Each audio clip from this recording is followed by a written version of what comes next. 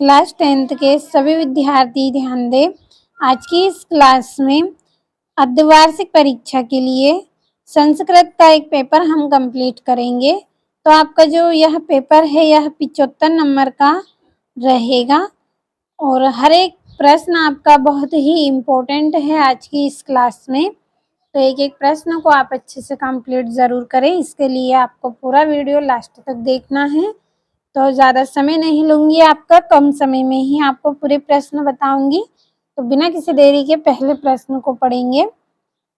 पहला क्वेश्चन है आपका उचितम विकल्प चित्वा लिखत। तो पहला रहेगा इसका सही विकल्प आपका महा प्लस औषधि इतस्य संधि अस्ति। महा प्लस औषधि ये संधि विच्छेद आपका किया गया है। तो इसमें कौन सा इसमें रहेगा आपका संधि? तो आएगा आपका महा औषधि, यानी कि जो पहला नंबर का है वही इसका आंसर है। दूसरा है दिग अंबर इतस्य पदस्य संधि विच्छेद अस्ति। दिग अंबर का अगर हम संधि विच्छेद करेंगे तो किस तरह से बनेगा? दिग प्लस अंबर, यानी कि बा नंबर वाला आपका इसमें सही, बा नंबर वाला नहीं, आपका इसमें रहेगा ये दा नंबर वाला, ये वाला आपका इसमें गलत है, ये वाला आपका इसमें सही रहेगा पहले वाला। ये वाला भी आपका गलत है, एक बार फिर से पढ़ लेते हैं। तो जो पहला है उसका आ नंबर वाला सही रहेगा आपका ये वाला, और इसका आपका ये वाला सही रहेगा। तीसरा है आपका व्यंजन संधि अस्ति। तो व्यंजन संधि कौन सी रहेगी आपकी? सज्जन। सज्जन इसका आंसर आएगा। अब अगले सही विकल्प की ओर बढ़ेंगे। चौथा है आपका औद्योलिखितेषु अव्ययम अस्ति। तो इसका आंसर आएगा इव। और औद्योलिखितेषु अव्ययम नास्ति। तो इसका आंसर आएगा आपका मोहन। और विद्या माता इव रक्षति तस्मिन् वाक्य अव्ययम अस्ति। तो इसका आंसर आएगा इव। इव इसका आंसर आपका रहेगा। तो ये आपके 6 सही विकल्प हो गए हैं। अगले प्रश्न में आपके रिक्त स्थान हैं, तो इनको भी हम कंप्लीट कर लेते हैं। तो ये आपका पहला रिक्त स्थान है। दुष्करान्यपि कर्माणि अत्र विशेष पदम डेडेश अस्ति। तो कर्माणि इसका आंसर इसमें रहेगा। दूसरा है तत्कृत्वा तु सुखम देहम अत्र विशेष पदम डेडेश अस्ति।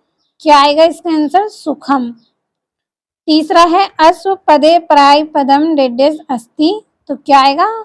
घोटक आएगा इसका आंसर। और गज पदे प्राय पदम डेडेश अस्ति। तो इसका आएगा कुंजर। पांचवा है क्षमा पदे विलोम पदम डेडेश अस्ति। तो श्राप आएगा इसका। और छठा आएगा आपका हसन पदे विलोम पदम डेडेश अस्ति। तो इसका आएगा रुद्रम। तो ये आपके सही विकल्प भी रिक्त स्थान भी आपके यहाँ पे पूरे हो गए हैं। स्क्रीनशॉट लीजिए अच्छे से। तो पहली जोड़ी की ओर बढ़ते हैं। तो ये यहाँ पे आपकी पहली जोड़ी राम कृष्ण। तो इसकी जोड़ी रहेगी आपकी द्वंद्व समास। तो ये वाली जोड़ी आपकी पहली। दूसरा है जगदीश। जगदीश की जोड़ी रहेगी आपकी व्यंजन संधि, ये वाली आपकी दूसरी। तीसरा है पीताम्बर। तो पीताम्बर की जोड़ी क्या रहेगी आपकी? बहुब्री समास। अगला है विद्यालय। तो विद्यालय की जोड़ी आएगी आपकी दीर्घ संधि, ये वाली। और पांचवी आएगी आपकी चौरात भयम। तो इसकी जोड़ी रहेगी आपकी चौरात भवन की पंचमी तत्पुरुष, ये वाली। और मनोरथ, मनोरथ की जोड़ी रहेगी आपकी विसर्ग संधि। तो कंप्लीट अच्छे से करना है आपको।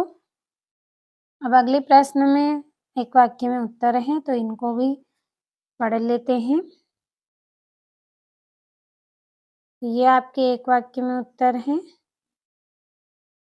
पहला है अत्र जीवितम कीदृश जातम। तो इसका आंसर आएगा दुर्गम। दुर्वहम। और अगला है आपका केन संबोधन वाल्मीकि लवकुशायो गुरु उपनयनो पेद सेन। तो यहाँ पे मैं लिख रही हूँ इसका आंसर।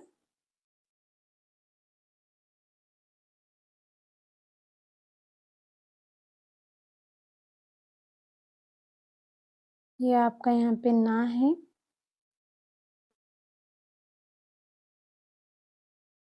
ये रहेगा इसका आंसर। अगला है पठितवान इत्यस्मिन् पदे का प्रत्यय अस्ति। कत वतु आएगा इसका। कत वतु। तो यहाँ पे ता पे आपकी ये मात्रा रहेगी, ये वाली नहीं है आपकी, ये वाली रहेगी कत वतु। अगला है आपका गन्तुम् इत्यस्मिन् पदे का प्रत्यय अस्ति। तो इसका आएगा तुमुन। तुमुन। अगला है आपका वर्तमान इत्यस्मिन् पदे का प्रत्यय अस्ति। सानच आएगा इसका आंसर। सानच। सानच। अगला है आपका सर्वदा सर्व कार्येषु का बलवती। तो इसका आएगा बुद्धि। बुद्धि आएगा इसका आंसर।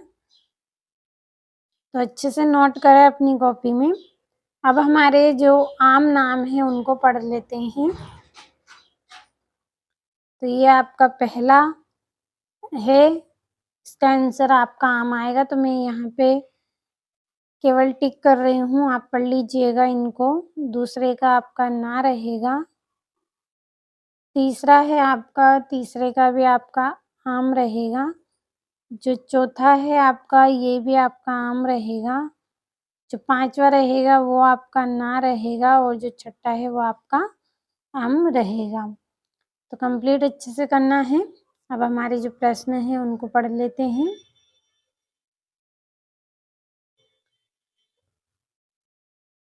तो ये यहाँ पे आपके ये क्वेश्चन है, कंप्लीट अच्छे से करना है आपको। 2-2 नंबर के प्रश्न है। ये आपके 11वें प्रश्न में रिक्त स्थान है। और जो 12वां प्रश्न है इसमें वाक्य घटनाक्रम के अनुसार आपको लिखना है। 13वें प्रश्न में आपको वाच्य परिवर्तन करने हैं। और ये 15वां प्रश्न है। 16वें प्रश्न में आपको श्लोक करने हैं सुभाषितानी के। और ये आपका 18वां प्रश्न है, इसमें आपको अपठित यहाँ पे एक पद्यांश दिया गया है। और ये आपका 19वां प्रश्न 3 नंबर का है।